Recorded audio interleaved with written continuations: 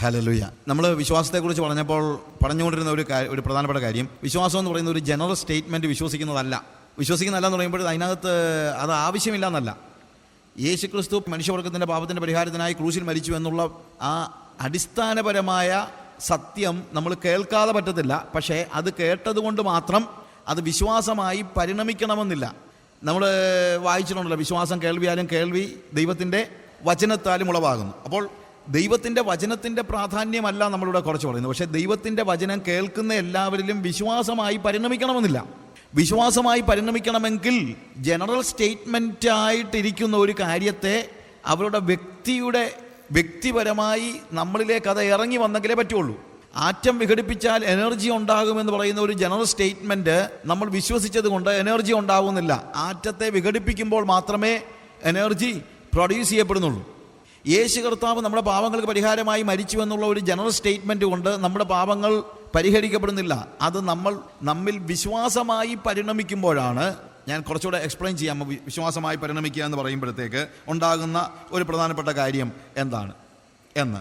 ഇവിടെ നമ്മൾ അനുതാപത്തെക്കുറിച്ച് സംസാരിച്ചല്ലോ. അനുതാപത്തിലേക്ക് നയിക്കപ്പെടുന്ന പാപബോധം നൽകുന്നത് പരിശുദ്ധാത്മാവാണ്. വേറെ ആർക്കും അത് നൽകാനായിട്ട് കഴിയത്തില്ല. പാപം ചെയ്തിട്ട് അങ്ങനെ പറയണ്ടായിരുന്നു, അത് ചെയ്യേണ്ടതായിരുന്നു എന്ന് പറയുന്ന കുറ്റബോധം നമ്മളെ അനുതാപത്തിലേക്ക് നയിക്കണമെന്ന് നിർബന്ധമില്ല. പാപം നമ്മുടെ മുമ്പിൽ വ്യക്തിപരമായി വന്നു നിൽക്കുമ്പോൾ, നമ്മൾ സങ്കീർത്തനം 51 മറ്റും കാണുന്നത് എന്താണ്? ദാവീദ് പാപം ചെയ്തപ്പോൾ അവനുണ്ടായ ഒരു ചിന്തയല്ല, പിന്നീട് എന്താ സംഭവിക്കുന്നത്? എൻ്റെ പാപം എപ്പോഴും എൻ്റെ മുമ്പിൽ നിൽക്കുന്നു.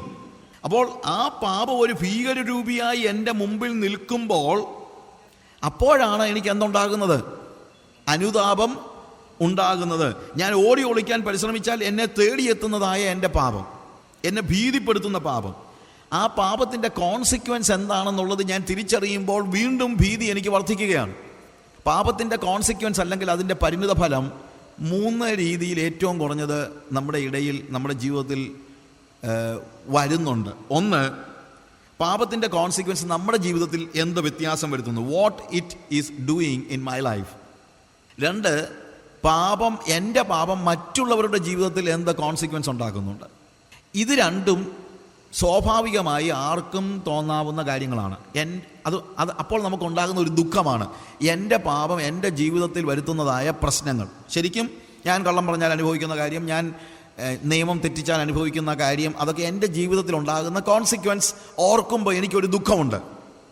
എൻ്റെ പാപം എൻ്റെ വീട്ടുകാരുടെ അല്ലെങ്കിൽ എൻ്റെ കുടുംബക്കാരുടെ, എൻ്റെ ഭാര്യയുടെ, എൻ്റെ മക്കളുടെ ജീവിതത്തിൽ ഉണ്ടാക്കുന്ന പരിണിത ഫലം ആലോചിക്കുമ്പോൾ എനിക്ക് ദുഃഖം അധികരിക്കുന്നുണ്ടാവാം. അങ്ങനെ അവരൊക്കെ നല്ലെന്ന് പറഞ്ഞു കഴിഞ്ഞാൽ അവരൊക്കെ എന്താണ്, ക്രൂരന്മാരൊന്നുമല്ല. ഒരുപക്ഷെ അവരുടെ ജീവിതത്തിലെ പാപങ്ങൾ അവരുടെ ജീവിതത്തിൽ എന്ത് സംഭവിക്കുന്നു, ഇങ്ങനെയുള്ള അതിൻ്റെ കോൺസിക്വൻസ് ആലോചിക്കുമ്പോൾ ഇവർക്ക് ഭീതി ഉണ്ടാകുന്നു.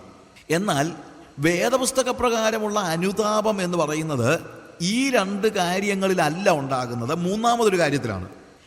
എൻ്റെ പാപം ലോകത്തിൽ ഏറ്റവും നിഷ്കളങ്കനായി ജീവിച്ച യേശു എന്ന ദൈവപുത്രനിൽ എന്ത് കോൺസിക്വൻസ് ഉണ്ടാക്കി, what my sin has done to the life that lived on this planet earth, the most pious life that lived on this planet earth.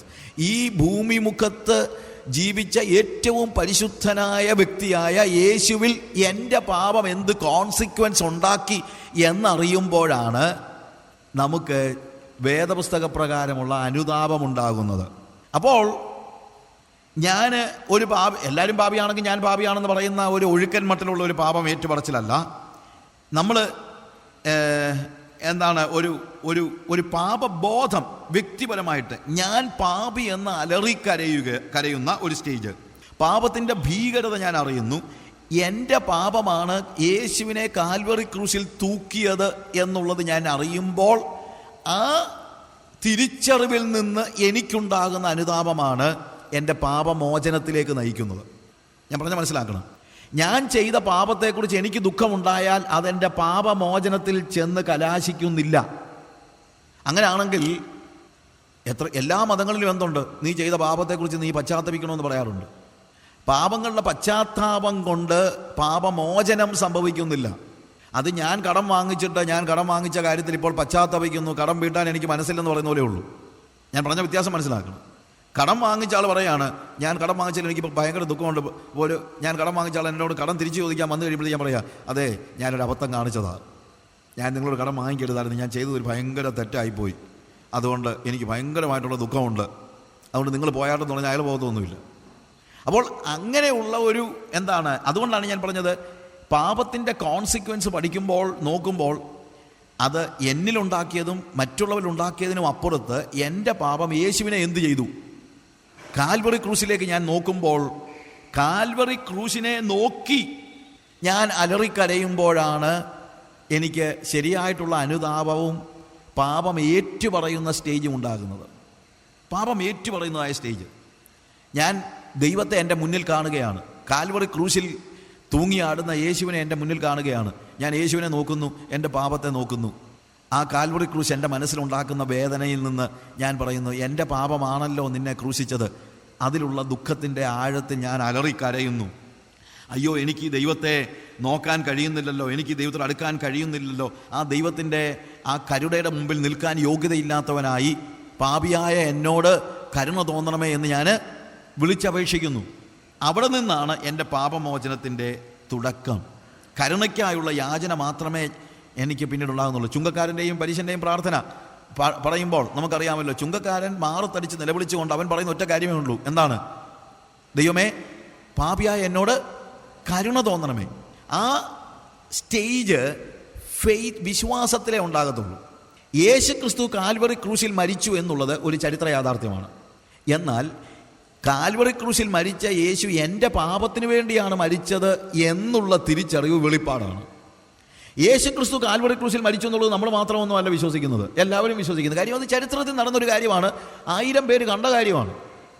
പക്ഷേ കാൽവറി ക്രൂശിൽ തൂങ്ങിയാടുന്ന യേശു മരിച്ചത് എൻ്റെ പാപത്തിന് വേണ്ടിയാണെന്നുള്ള തിരിച്ചറിവുണ്ടാകുമ്പോഴാണ് ചരിത്രം അല്ലെങ്കിൽ ദൈവവചനത്തിലെ വാക്കുകൾ എന്തായിത്തീരുന്നത്? വിശ്വാസമായി പരിണമിക്കുന്നത്. അവിടെയാണ് ഫെയ്ത്ത് ഉണ്ടാകുന്നത്. അത് അദൃശ്യ ലോകത്തിൽ നടക്കുന്ന ഒരു യാഥാർത്ഥ്യമാണ്. കാരണം ക്രൂശിൽ മരിച്ച് ക്രൂശിൽ തൂങ്ങിയാടുന്ന യേശു ഒരു ചരിത്രത്തിലെ യാഥാർത്ഥ്യമാണെങ്കിൽ, പാപങ്ങളുടെ പരിഹാരത്തിന് വേണ്ടി മരിക്കുന്ന യേശു അല്ലെങ്കിൽ യേശുവിൻ്റെ മരണം പാപത്തിൻ്റെ പരിഹാരത്തിന് വേണ്ടിയാണെന്നുള്ളത് ചരിത്രത്തിലെ യാഥാർത്ഥ്യമല്ല. എവിടുത്തെ യാഥാർത്ഥ്യമാണ്? ചരിത്രത്തിൽ എഴുതി വെച്ചിട്ടുണ്ടോ? അല്ലെങ്കിൽ കാൽവറി ക്രൂശിൽ മരിക്കുന്ന യേശുവിനെ കണ്ടിട്ട് നാട്ടുകാർക്ക് മനസ്സിലാകുന്നുണ്ടോ ഇവൻ മരിക്കുന്നത് മനുഷ്യവർഗത്തിൻ്റെ പാപത്തിന് വേണ്ടിയാണെന്ന്? മനസ്സിലാക്കാൻ പറ്റത്തില്ല. കാര്യം എന്തുകൊണ്ടാണ്? ദൃശ്യലോകത്തിലെ കാര്യങ്ങളെ മാത്രമേ നാട്ടുകാർക്ക് മനസ്സിലാക്കാൻ പറ്റൂ. ദൃശ്യലോകത്തിലെ കാര്യങ്ങൾ മാത്രമേ ചരിത്രത്തിൽ രേഖപ്പെടുത്താൻ കഴിയൂ. ക്യാമറ കണ്ണുകൾക്ക് കാണാൻ കഴിയുന്ന കാര്യങ്ങൾ മാത്രമേ ഒരു ജേർണലിസ്റ്റിന് രേഖപ്പെടുത്താൻ പറ്റുള്ളൂ. അതിനപ്പുറത്തുള്ളതാണ് ഫെയ്ത്ത്. ക്യാമറ കണ്ണുകൾക്കപ്പുറത്തുള്ളത്. അന്ന് ക്യാമറ ഉണ്ടായിരുന്നെങ്കിൽ എനിക്ക് എന്ത് പകർത്താൻ കഴിഞ്ഞേനേയും? യേശുവിൻ്റെ മരണം ലൈവായിട്ട് എനിക്ക് ടെലിവിഷനിൽ കാണിക്കാൻ കഴിഞ്ഞേക്കും. പക്ഷേ അതിൻ്റെ കൂട്ടത്തിൽ എനിക്ക് പറയാൻ കഴിയത്തില്ല. അല്ലെങ്കിൽ കാണുന്ന ഒരാളുടെ യുക്തിയിലേക്ക് എനിക്ക് എന്ത് പറയാൻ പറ്റത്തില്ല? യേശു മരിക്കുന്നത് മനുഷ്യവർഗത്തിൻ്റെ പാപത്തിന് പരിഹാരമായിട്ടാണെന്ന് യുക്തിയിൽ എനിക്ക് പറഞ്ഞു കൊടുക്കാൻ പറ്റത്തില്ല. അത് ആർക്ക് മാത്രമേ പറ്റുള്ളൂ? പരിശുദ്ധാത്മാവിന് മാത്രമേ കഴിയുകയുള്ളൂ. അങ്ങനെ വരുന്ന ഒരു വ്യക്തി എൻ്റെ പാപത്തിന്, അതുകൊണ്ടാണ് നമ്മളിപ്പോൾ പറയുമല്ലോ, ഞങ്ങളുടെ പാപികളായ ഞങ്ങളോട് കരുണ ചെയ്യണമെന്ന് നമ്മൾ മിക്കപ്പോഴും പള്ളികളിൽ അപേക്ഷിക്കാറുണ്ടല്ലോ. ഞങ്ങളോട് എന്നുള്ള വാക്ക് മാറ്റി അവിടെ പറയുന്ന വ്യക്തി എന്തിനെ പറയും? പാപിയായ എന്നോട് എന്ന് പറയും. ഞങ്ങളോടൊന്ന് പറയുന്നതല്ല, എന്നോട് എന്നോട് എന്നോട് എന്നോട് എന്ന് പറയുന്ന ഒരു സ്റ്റേജ്. അവിടെയാണ് ഫെയ്ത്ത് വ്യക്തിപരമായി തീരണം എന്ന് പറയുന്നത്. വിശ്വാസം എപ്പോഴും ജനറൽ സ്റ്റേറ്റ്മെൻ്റ് ആയിട്ടിരിക്കാൻ പാടില്ല. എങ്ങനെയായിരിക്കണം? ഒരു വ്യക്തി എന്ന നിലയിൽ ഞാനത് തിരിച്ചറിഞ്ഞിരിക്കണം.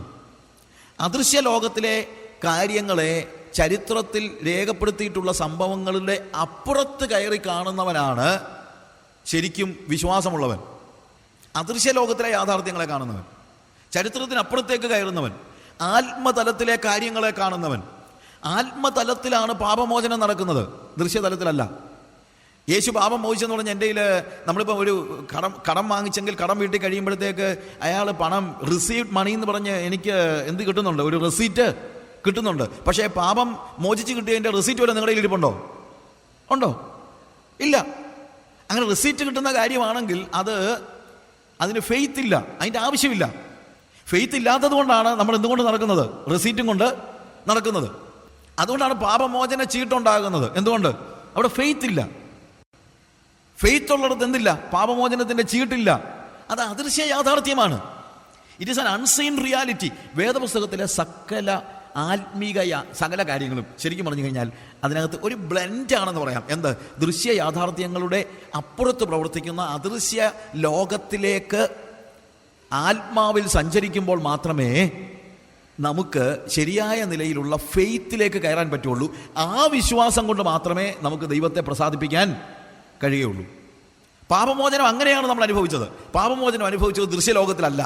യേശു മരിച്ചത് ദൃശ്യലോകത്തിലാണ്. പക്ഷേ യേശു മരിച്ചതിൻ്റെ പരിണിത ഫലമായി എനിക്ക് ലഭിച്ച പാപമോചനം സംഭവിക്കുന്നത് അദൃശ്യലോകത്തിലാണ്. വീണ്ടും ജനനം അതുപോലെയാണ്. വീണ്ടും ജനനം ഇതുപോലെ അതേ ആത്മതലത്തിൽ നടക്കുന്ന ഒരു യാഥാർത്ഥ്യമാണ്. നമ്മൾ യോഹന്നാൻ്റെ സുവിശേഷം 3-ാം അധ്യായത്തിൽ നിക്കോദിമോസ് യേശുവിൻ്റെ അടുത്ത് വന്ന് സംസാരിക്കുമ്പോൾ അവിടെ നിക്കോദിമോസ് പറയുന്നു, നീ ദൈവത്തിൻ്റെ അടുക്കൽ നിന്ന് വന്നവനാണ്, ഉപദേഷ്ടാവായി വന്നിരിക്കുന്നത് ഞാൻ അറിയുന്നു, നീ ചെയ്യുന്ന കാര്യങ്ങൾ ചെയ്യണമെങ്കിൽ അങ്ങനെയല്ല ഒരാൾക്ക് മാത്രമേ കഴിയത്തുള്ളൂ എന്നൊക്കെ പറയുമ്പോൾ ശരിക്കും പറഞ്ഞു കഴിഞ്ഞാൽ യേശുവിനെ ഭയങ്കരമായിട്ട് അപ്രീഷിയേറ്റ് ചെയ്തപ്പോൾ നമ്മളൊക്കെ ആയിരുന്നെങ്കിൽ ഒരുപക്ഷെ അപ്രീസിയേഷൻ കേട്ട് കഴിഞ്ഞിട്ട് ബ്രദറിന് ഇപ്പോഴെങ്കിലും മനസ്സിലായല്ലോ ഞാൻ ദൈവത്തിൻ്റെ അടുത്തു നിന്നാ വന്നതെന്ന് എന്ന് പറഞ്ഞേനെ. അതൊക്കെ നമ്മുടെ പ്രശ്നം എന്ന് പറയുന്നത്. പക്ഷേ പലപ്പോഴും ആളുകൾ അപ്രീഷിയേറ്റ് ചെയ്യുന്നത് എന്തിനാണെന്നറിയാമോ? അനുസരിക്കാൻ മനസ്സില്ലാത്തതുകൊണ്ടാണ്. മനസ്സിലാക്കണം. അതുകൊണ്ട് യേശുവിനെ ഒന്ന് സോപ്പിട്ട് ഭയങ്കരമായിട്ടോ ഒന്നൊന്നരം പ്രസംഗമായിരുന്നു എന്നൊക്കെ പറഞ്ഞു കഴിഞ്ഞാൽ എനിക്ക് ചെയ്യാൻ മനസ്സില്ലാത്തത് കൊണ്ട്, അനുസരിക്കാൻ മനസ്സില്ലാത്തത് കൊണ്ട് പ്രശംസിച്ച് വിടുന്ന ആളുകൾ, പ്രസംഗകരെയും അങ്ങനെ പ്രശംസിച്ച് വിടുന്നവരുണ്ട്.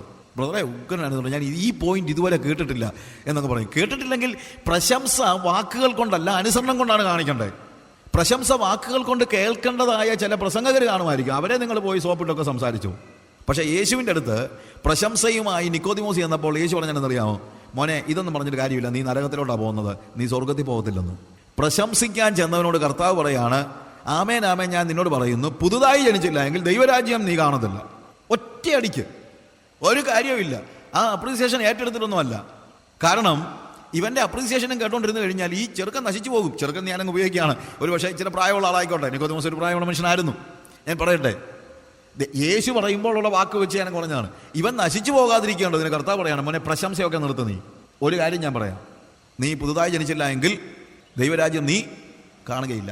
ഇവൻ ദൃശ്യ യാഥാർത്ഥ്യങ്ങളുടെ ലോകത്ത് ജീവിക്കുന്നവനാണ് നിക്കോദിമോസ്. അതുകൊണ്ട് അവൻ ചോദിക്കുകയാണ്, മനുഷ്യൻ പ്രായമായതിനു ശേഷം എങ്ങനെയാണ് അമ്മയുടെ ഉദരത്തിൽ കയറി ജനിക്കുന്നത്? കാര്യം ദൃശ്യ ലോകത്തിലാണ് ഇവൻ്റെ മൈൻഡ് സെറ്റ് കിടക്കുന്നത്. കർത്താവ് പറഞ്ഞു, നിനക്ക് കാര്യങ്ങൾ പറഞ്ഞാൽ മനസ്സിലാകത്തില്ലേ? ഞാൻ പറഞ്ഞത് അമ്മയുടെ ഉദരത്തിൽ കയറി ജനിക്കുന്നൊന്നുമല്ല, വെള്ളത്താലും ആത്മാവിനാലും ജനിച്ചില്ല എങ്കിൽ ദൈവരാജ്യത്തിൽ കടപ്പാൻ നിനക്ക് കഴിയുകയില്ല. അപ്പോഴും അവന് ശരിക്കും മനസ്സിലായില്ല. കർത്താവിനോടെയാണ്, ജഡത്താൽ ജനിച്ചത് ജഡമാകുന്നു, ആത്മാവിനാൽ ജനിച്ചത് ആത്മാവാകുന്നു. ഇവനിങ്ങനെ കൺഫ്യൂസ്ഡ് ആയിട്ട് നിൽക്കുക. കാര്യം ഇന്ന് വരെയും അവൻ ആത്മാവിൻ്റെ ലോകത്തിലേക്ക് കയറിയിട്ടില്ല. ഉടനെ കർത്താവ് പറഞ്ഞു, കാറ്റ് എവിടെ നിന്ന് വരുന്നുവെന്നും എവിടേക്ക് പോകുന്നുവെന്നും നമുക്കറിയത്തില്ല, പക്ഷെ നമ്മളതിൻ്റെ ശബ്ദം കേൾക്കുന്നുണ്ട്. ആത്മാവിനാൽ ജനിച്ചവനൊക്കെ അതുപോലെയാണ്. അതായത് ആത്മാവിലെ ജനനം എന്ന് പറയുന്നത് ഒരു അദൃശ്യ യാഥാർത്ഥ്യമാണ്. എന്നാൽ ആ അദൃശ്യ യാഥാർത്ഥ്യത്തിൻ്റെ പ്രതിഫലനം നമുക്ക് ദൃശ്യലോകത്തിൽ കാണാൻ കഴിയും, അത്രയേ ഉള്ളൂ. പക്ഷേ സംഭവം നടക്കുന്നത് എവിടെയാണ്?